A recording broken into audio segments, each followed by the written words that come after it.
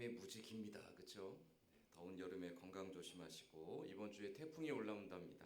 태풍에 피해 없도록 미리미리 대비하셔서 여름에 어쩌면 마지막 더위일 수도 있는데 건강하게 8월을 잘 마무리할 수 있기를 바랍니다. 기도하겠습니다. 하나님 감사합니다. 3일을 지내고 이 3일 저녁에 또 주의 은혜를 사모하며 주님 앞으로 나왔습니다. 더운 날씨에 지치고 상했던 우리의 몸과 마음이 주시는 은혜로 말미암아 위로와 새 힘을 얻게 하여 주시고 아버지 하나님 은혜로 말미암아 세상이 줄 수 없는 기쁨이 충만한 시간 될 수 있도록 또 주를 향한 소망의 줄이 더욱더 든든해지는 이 시간이 될 수 있도록 역사하여 주옵소서. 함께 하실 줄 믿사오며 예수님의 이름으로 기도드리옵나이다. 아멘. 우리 함께 찬송가 80장 찬송하겠습니다. 찬송가 80장입니다.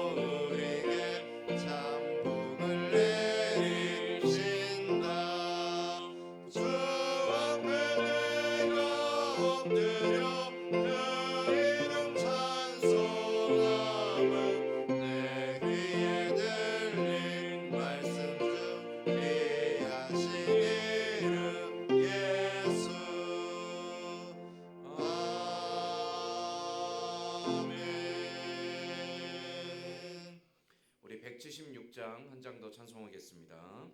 찬송가 176장입니다.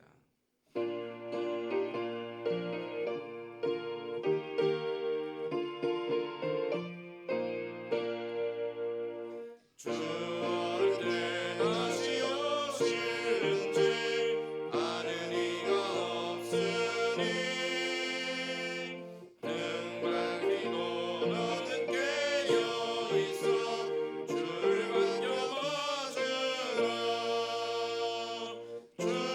안에서 우리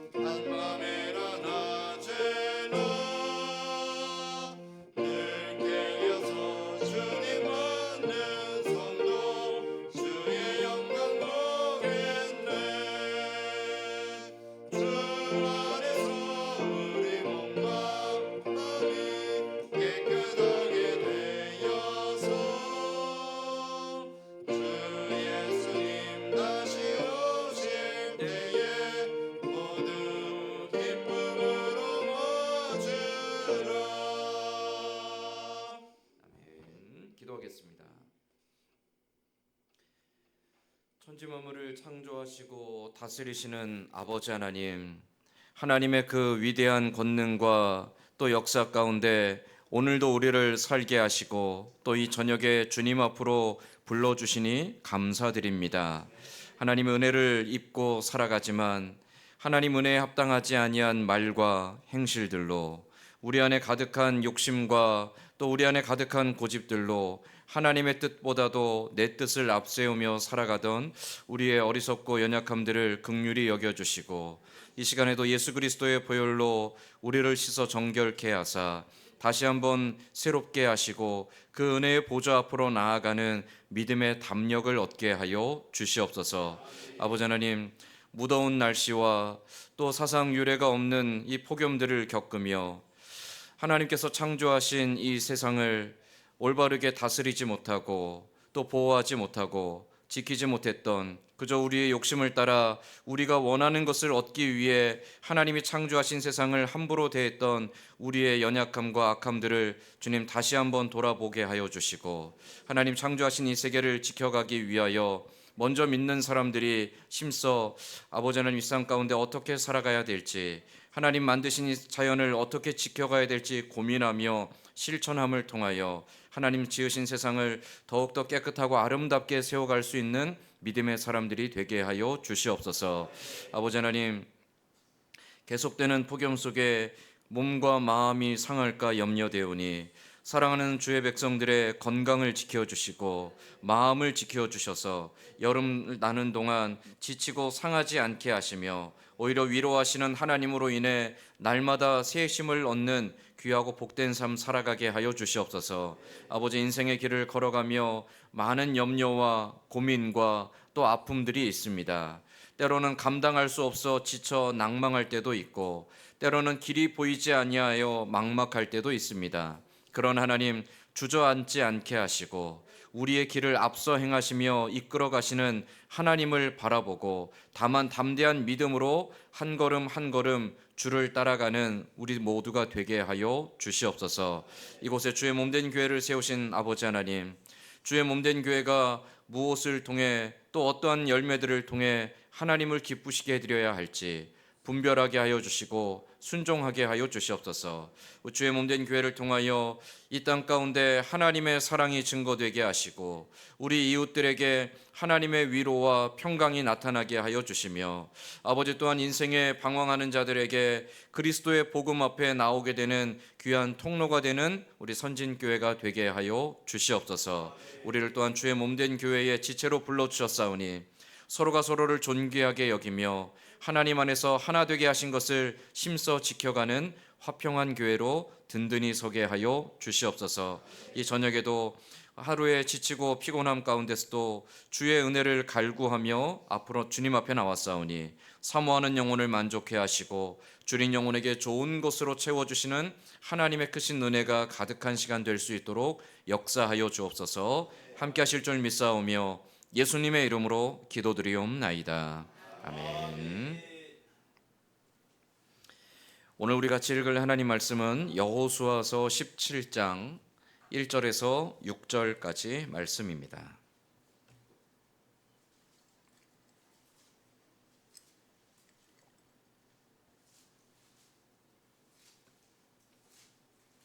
제가 가진 성경은 구약 성경 345페이지에 있습니다.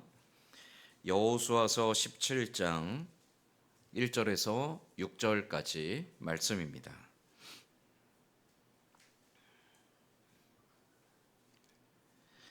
여호수아서 17장 1절에서 6절까지 말씀, 저와 여러분이 돌아가며 한 절씩 교독하겠습니다. 므낫세 지파를 위하여 제비 뽑은 것은 이러하니라. 므낫세는 요셉의 장자였고 므낫세의 장자 마길은 길르앗의 아버지라. 그는 용사였기 때문에 길르앗과 바산을 받았으므로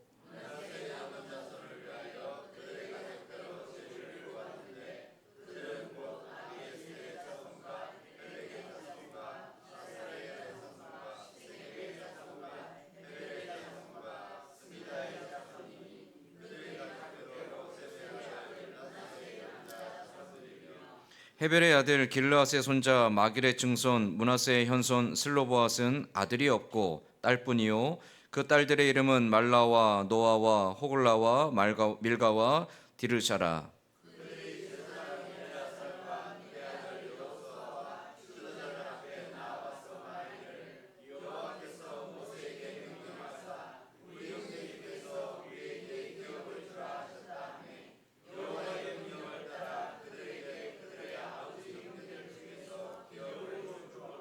요단 동쪽 길르앗과 바산 외에 므낫세에게 10분깃이 돌아갔으니 그 남자 자손들 중에서 기업을 받은 까닭이었으며 길르앗 땅은 므낫세의 남은 자손들에게 속하였더라. 아멘.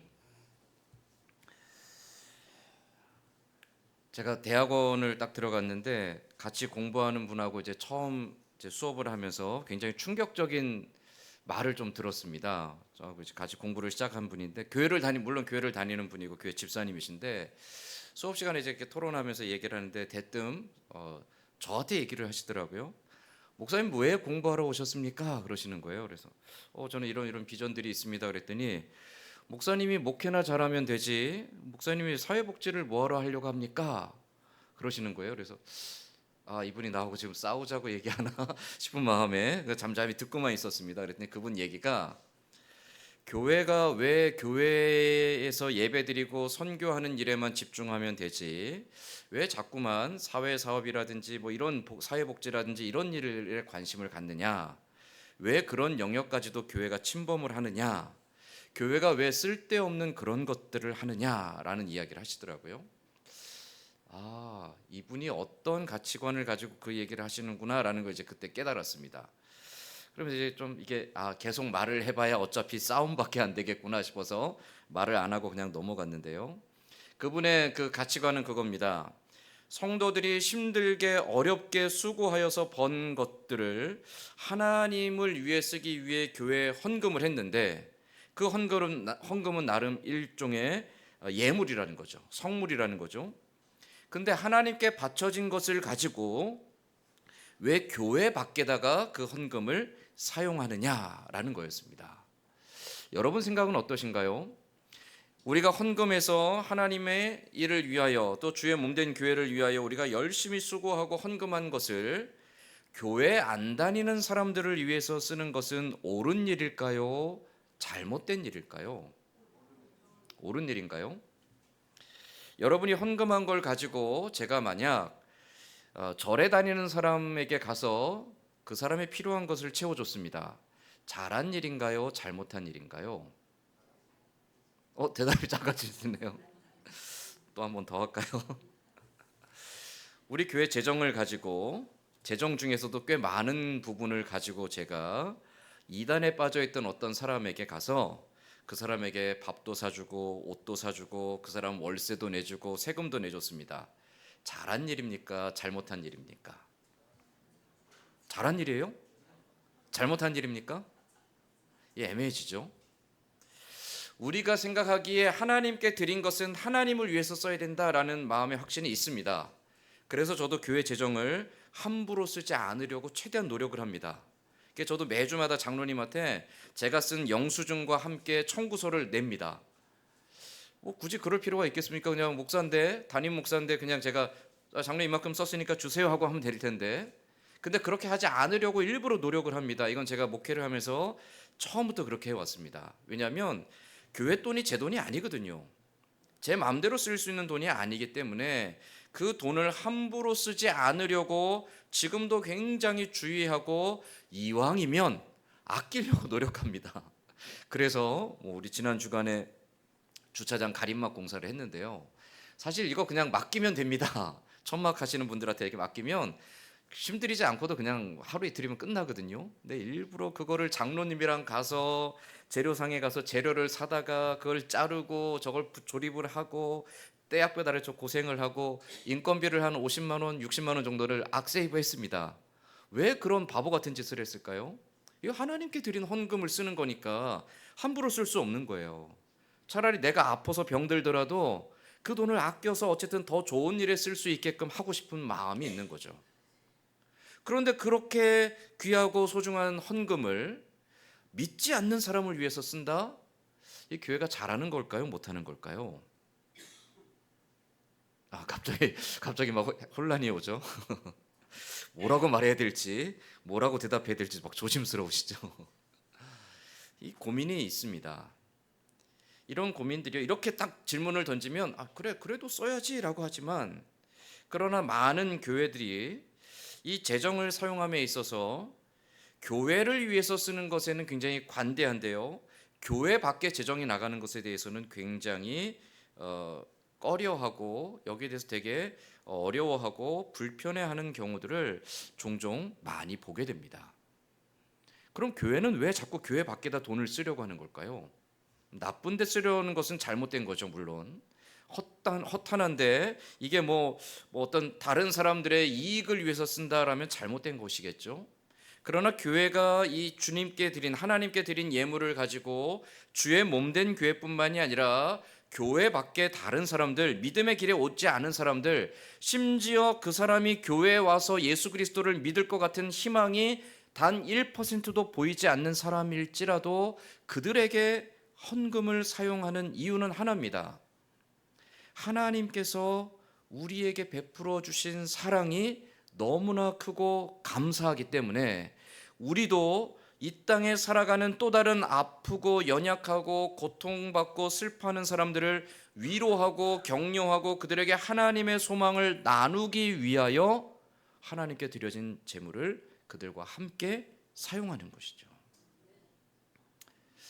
그렇다면 교회가 하나님의 사랑을 실천하기 위해 구제하는 데 있어서는 대상의 차별이 있으면 됩니까? 안 됩니까? 안 되나요? 교회 안 다니는 사람이 교회 와서 그냥 밥을 먹고 예배도 안 드리고 그냥 가버린다면 됩니까? 안 됩니까? 됩니다. 그런가요? 애매하죠. 우리는 항상 이중적인 잣대를 댑니다. 교회가 무언가 구제를 하고 누군가 어려운 사람을 도울 때 교회 안에 항상 어떤 마음이 있냐면, 우리가 베풀어 줬으니까 받은 너희들은 반드시 교회에 와야 돼 라는 마음을 갖거든요. 그러나 그것은 우리의 욕심이지 하나님의 뜻은 아닙니다. 그 사람이 그 사랑을 받고 교회로 오게 될지 안 오게 될지는 우리가 좌우할 수 있는 문제가 아니라는 거죠. 그럼에도 불구하고 우리는 나누고 베푸는 일을 꾸준히 계속 해나가야 됩니다. 왜냐하면 그게 하나님께 받은 사랑이고, 그 하나님께 받은 사랑을 당연히 함께 이 땅에서 펼쳐가야 될 사명을 가진 교회와 성도들의 몫이기 때문에 그렇습니다.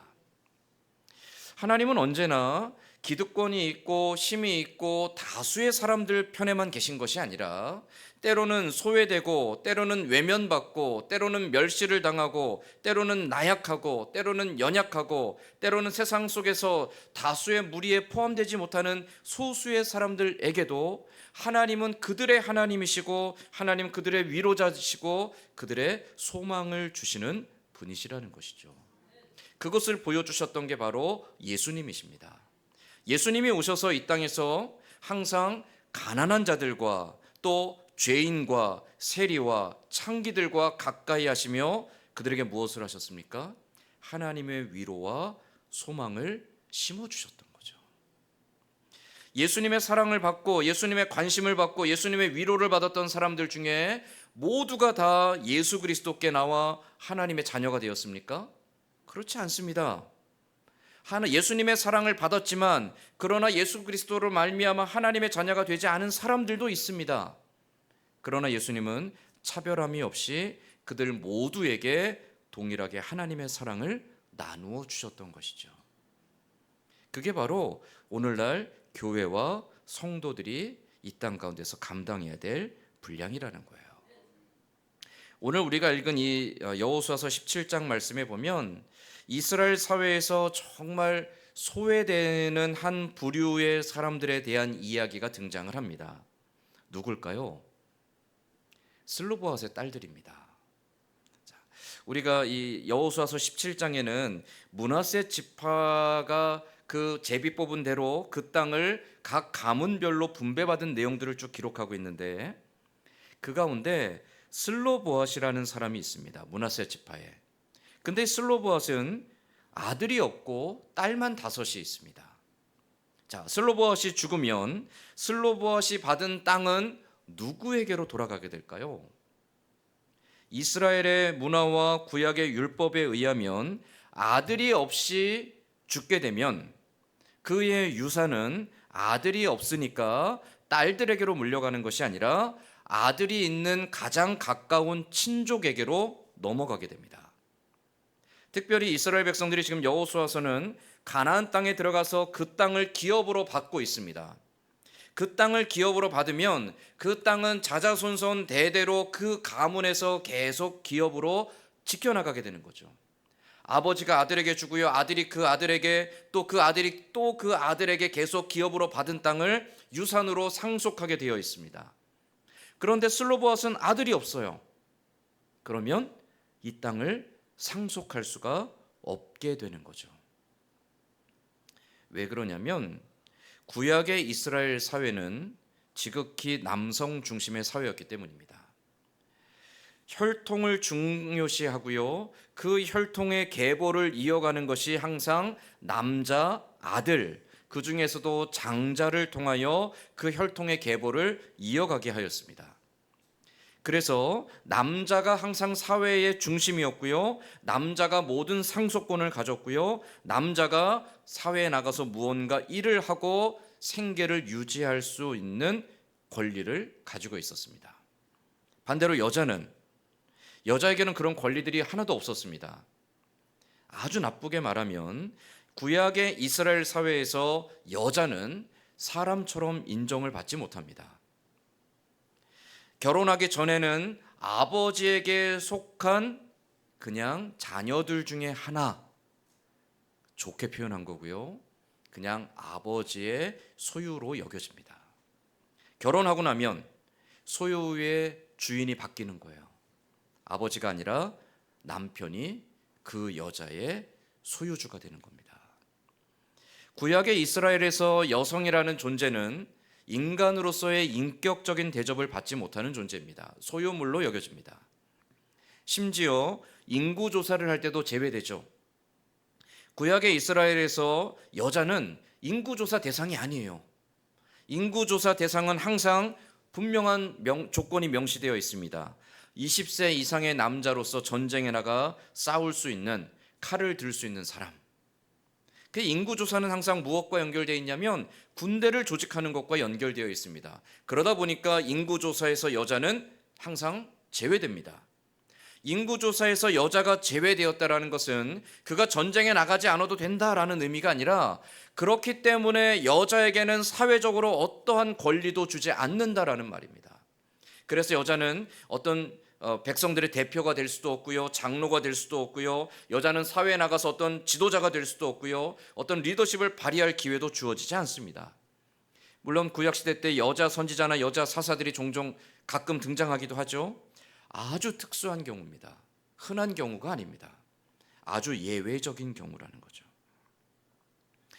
여자가 인구조사에도 포함되지 않고 어떤 사회적인 권리도 주어지지 않고 어떤 지위도 낮기 때문에 여자가 만약 결혼하지 않으면 어떻게 될까요?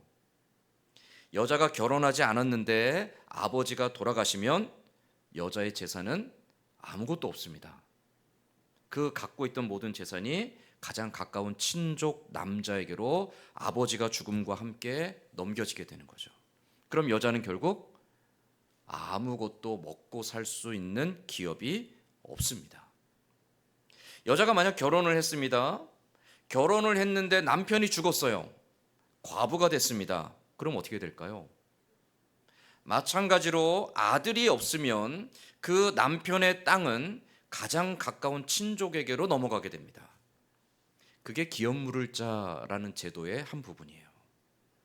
룻과 보아스의 이야기를 우리가 알고 있죠. 기업 물을 자. 그 기업 물을 자가 빚을 탕감해 주는 역할만 하는 것이 아니라 아들이 없어서 죽게 된 가장 가까운 친족의 땅을 내가 유산으로 물려받는 거예요. 왜냐하면 하나님이 주신 기업이 다른 곳으로 넘어가지 않도록 지켜내기 위해서입니다.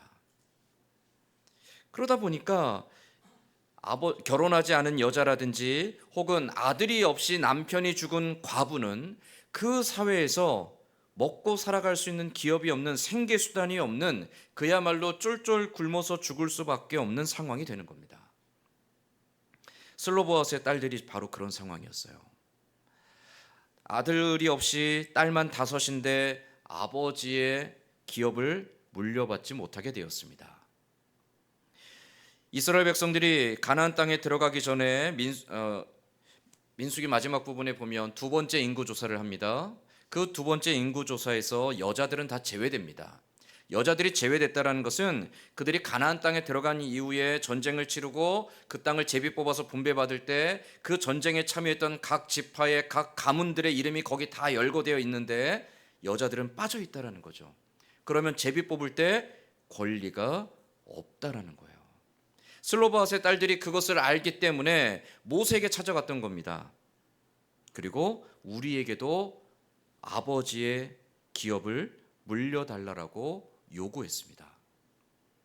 전례가 없었기 때문에 모세가 이것을 가지고 하나님 앞에 나아가 간구했을 때 하나님이 그것을 허락하시죠. 하나님 그걸 왜 허락하셨을까요?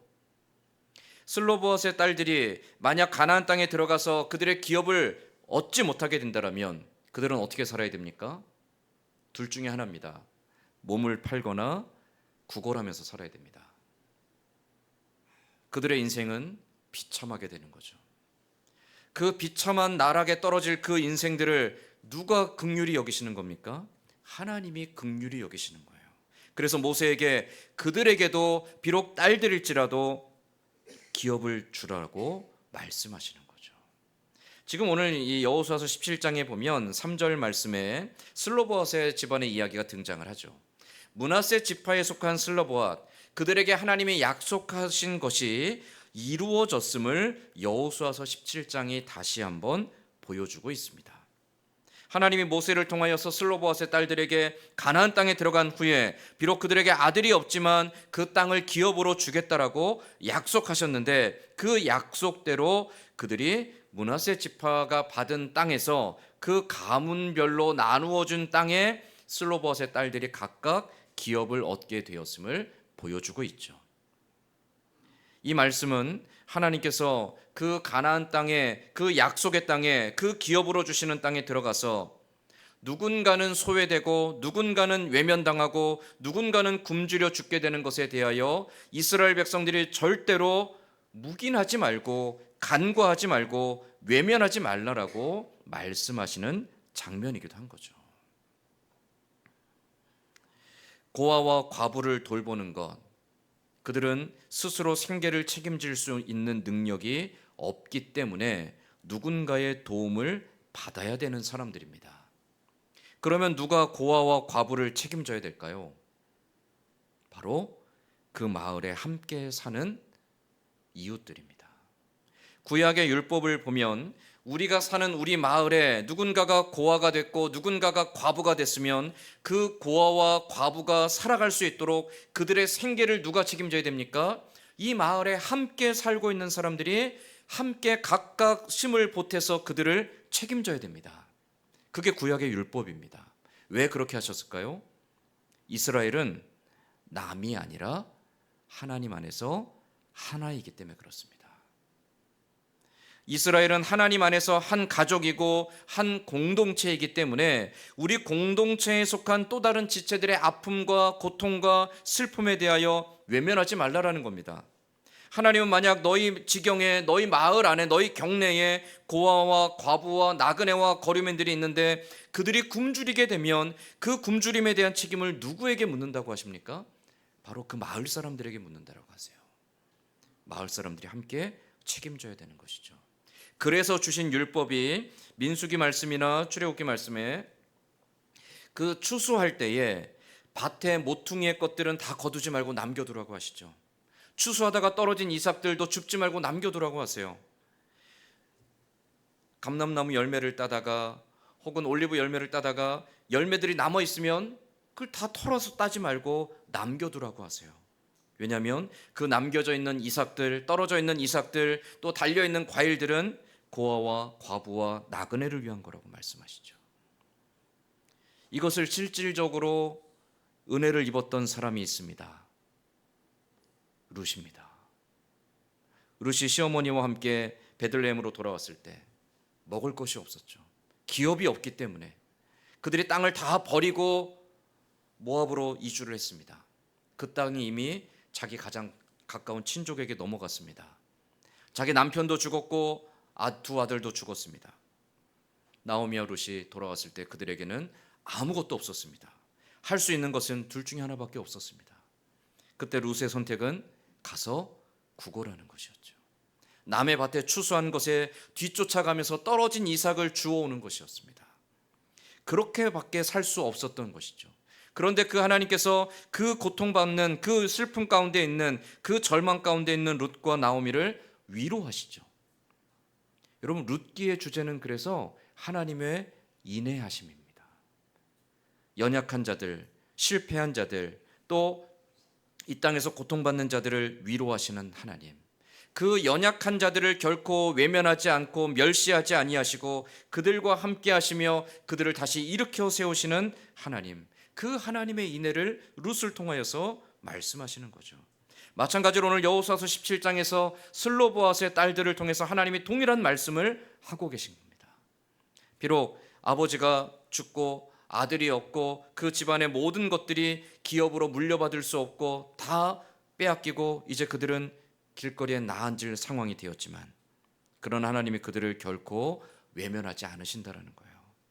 위로하신다라는 거죠. 그들에게 살 길을 열어주신다라는 거죠. 그리고 이스라엘 백성들에게 이 사실을 통하여서 무엇을 말씀하시냐면 너희와 함께 살아가고 있는 너희 이웃들 가운데 너희 형제들 가운데 지금 외면당한 사람들, 소외된 사람들, 연약한 자들, 아파하는 자들, 고통받는 자들이 있다라면 내가 한 것처럼 너희도 그들에게 손을 내밀어 위로하고 필요를 채워줘야 된다라는 것을 가르쳐주고 계시는 겁니다. 이게 구약의 율법입니다. 이스라엘이 한 공동체로서 그 연약한 자들을 돌봄을 통해 하나님이 보여주신 사랑을 증거해야 됐던 것처럼 이러한 이스라엘 공동체의 공동체성은 훗날 하나님 백성 공동체로서의 초대교회의 중요한 사명으로 자리 잡게 됩니다. 여러분, 초대교회가 가장 먼저 한 일이 뭘까요? 모여서 그들이 처음으로 오순절날 마가의 다락방에서 성령의 임재를 경험한 다음에 모여서 말씀과 기도에 전념했죠. 그리고 나서 한 일이 무엇이냐면 고아와 과부를 구제하는 일이었습니다. 교회가 하는 일, 하나님 앞에 예배하고 말씀을 연구하고 그들의 기도하는 것과 그 다음으로 중요한 것은 바로 연약한 자들, 가난한 자들, 굶주린 자들, 아파하는 자들, 또 슬퍼하는 자들을 위로하는 거라는 거죠. 그래서 초대교회가 가장 먼저 세운 직분이 바로 집사였습니다. 초대교회 7 집사들이 하는 일은 바로 교회에 헌금 드려진 것들을 가지고 구제하는 일이었습니다. 과부들에게 공평하게, 그들이 유대인이건 헬라인이건 과부들에게 공평하게 그 구제가 돌아갈 수 있도록 그 구제 일을 담당하기 위해 초대교회가 처음으로 세운 직분 바로 7 집사들. 그들이 바로 하나님의 사랑을 증거하기 위해 교회가 감당해야 될 사명을 행했던 사람들이라는 것이죠. 교회는 언제나 하나님의 사랑을 증거하는 일에 인색하면 안 됩니다. 왜냐하면 하나님이 우리에게 인색하지 않으시기 때문인 거죠. 하나님 우리에게 언제나 넉넉하고 너그럽게 사랑을 베풀어 주시고 우리를 위로해 주셨기에 우리도 역시 연약한 자들과 궁핍한 자들과 또 아파하는 자들에게 너그럽고 넉넉한 마음으로 위로하고 나누는 손길을 베풀어야 한다라는 거죠. 우리는 종종 힘 있고 가진 것이 많은 사람들이 교회에 오면 좋다라고 생각합니다. 힘 있는 사람이 교회에 와서 교회에 영향력도 좀 미쳐주고 교회가 하는 일에 좀 힘도 보태주고 또 교회가 세상에 힘 있는 사람과 손을 잡고 좀 권세 있는 사람들과 손잡고 능력 있는 사람들과 손잡고 교회가 큰 일을 하면 좋겠다라고 여기곤 합니다. 여러분, 교회는 그렇게 성장하고 부흥하는 조직이 아닙니다. 교회는 하나님의 사랑이 필요한 곳이죠. 세상에서 정말 외면당하고, 세상에서 정말 소외당하고, 세상에서 정말 갈 곳이 없어서 슬퍼하고 아파하는 사람들, 정말 세상에 어디를 가도 눈치 보고 손가락질 당하는 사람들이 교회에 와서는 편안하게 하나님을 만날 수 있어야 한다는 것이죠. 누구를 통해서 하나님을 만날 수 있겠습니까? 바로 먼저 교회에 와 있는 저와 여러분을 통해서인 거죠. 제가 어느 큰 교회 이야기를 듣고 너무 속상한 것이 하나 있었습니다.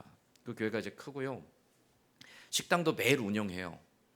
그 교회 밥이 맛있대요. 그래서 주변에 있는 사람들이 교회 밥을 먹으러 많이 온대요. 물론 공짜는 아닙니다. 교회가 식권을 팝니다. 워낙 이제 그 식당을 운영해야 되니까요. 근데 식권이 한 3,000원, 3,500원 정도밖에 안 해요.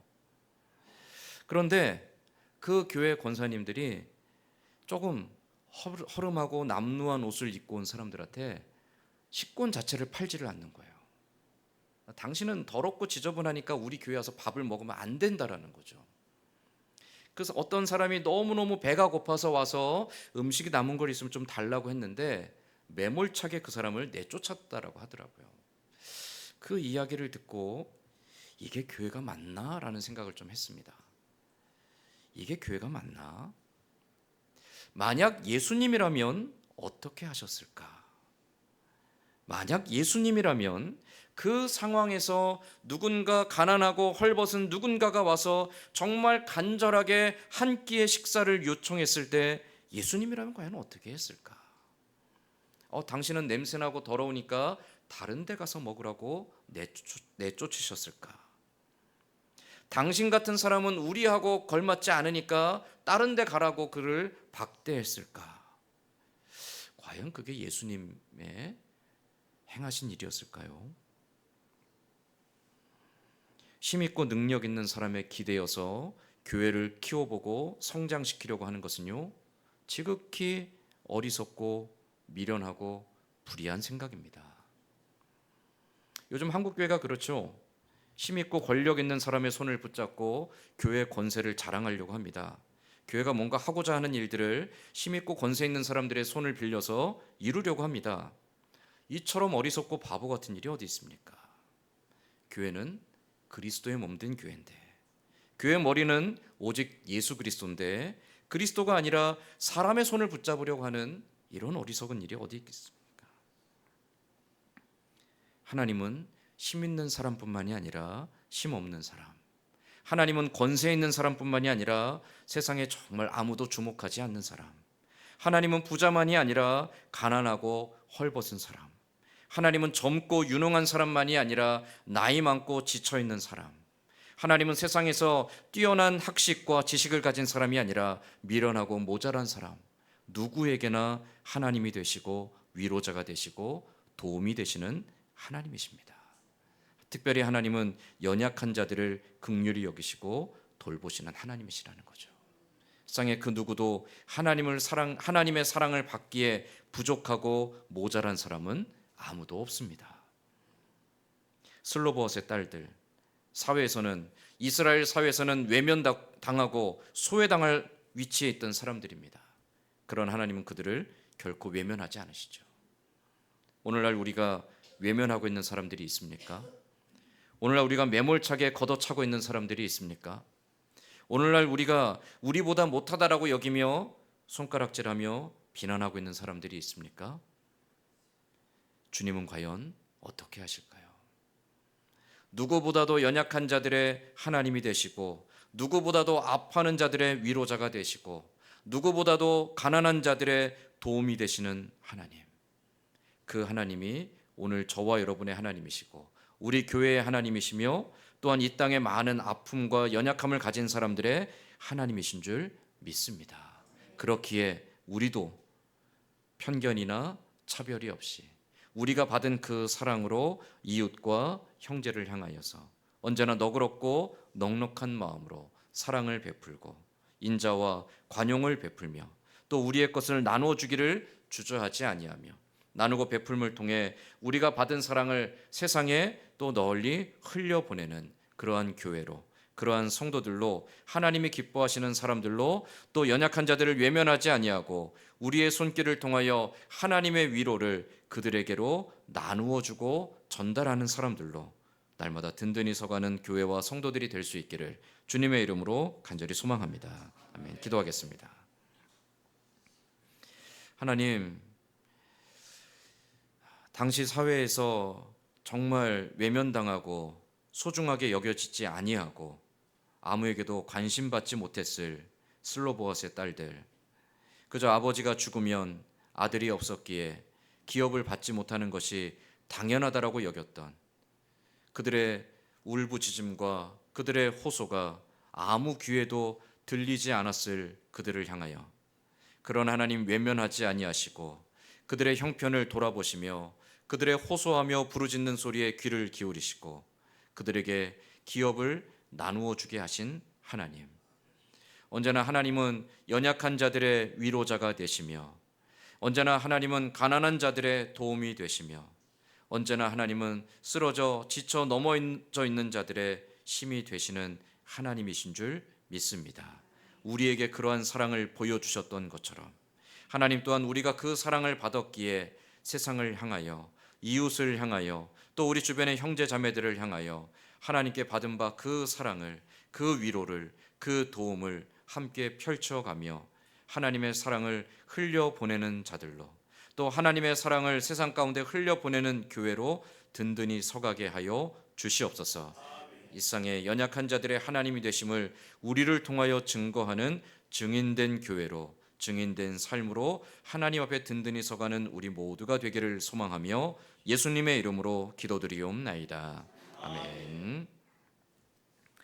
우리 함께 찬송가 419장 찬송한 후에 주님 가르쳐 주신 기도로 오늘 수요기도에 마치겠습니다. 찬송가 419장입니다.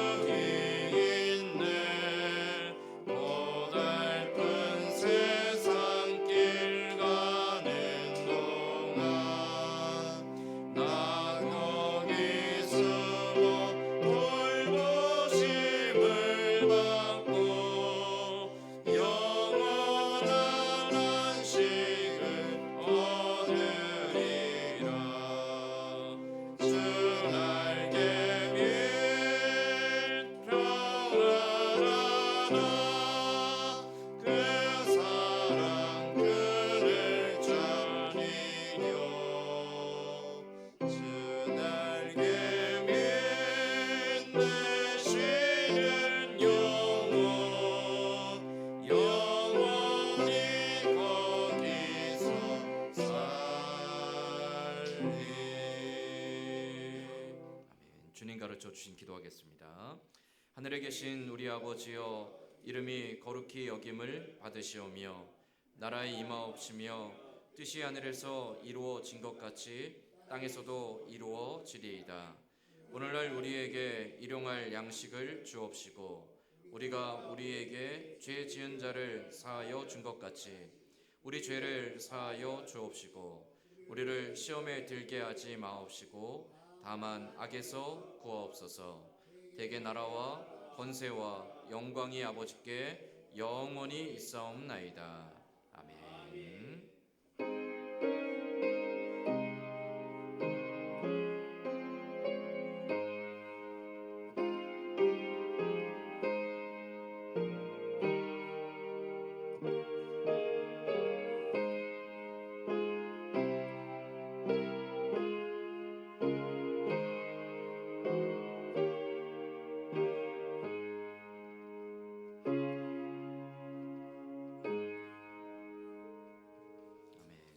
교회에서 시전하겠습니다. 저는 이번 한 주간 휴가를 보내고 있는데 보고 싶어서 왔습니다. 네, 오늘 어제 밤에 와서 오늘 예배 드리고요. 또 내일 또 나갈 겁니다. 네, 조금 쉬어서 좀 충전을 하고 그러고 돌아오겠습니다. 토요일 날 다시 돌아오도록 하겠습니다. 새벽 기도와 수요 기도에는 변동 없이 계속 진행을 합니다. 장로님이 또 아침에 새벽에 수고해 주시고요. 저도 내일은 제가 또 인도하도록 하겠습니다. 여러분들이 수고해 주셔서 주차장 그늘막 공사를 지난 주일에 마쳤습니다. 이렇게 잘 거창한 건 아니지만 그래서 힘써서 같이 일할 수 있어서 즐거웠고 행복했고 또 우리가 이렇게 함께 교회를 위해서 뭔가 할 수 있다라는 이런 일들이 우리에게 참 기쁨인 것 같습니다. 수고하신 분들 감사하고요. 또 위에서 기도해 주신 분들도 감사하고 또 물심양면으로 도와주시고 맛있는 거 사주신 분들도 감사합니다. 또 교회 이런 일들이 있으면 우리가 계속 힘을 모아서 크든지 작든지 함께 이 일들을 해나가도록 하겠습니다. 우리 교회에서 계속 기도하고 후원하고 있죠. 이전진 선교사님, 양승리 선교사님 계신데 양승리 선교사님 친정이 거제도입니다. 근데 이번에 비에 좀 피해를 입으셨어요. 보일러실이 이제 산사태 때문에 이제 쓸려 내려가고 보일러가 이제 다 파손되고 이제 그 산사태 난 자네들을 치우고 그래서 굉장히 좀 어려움을 많이 겪고 계십니다.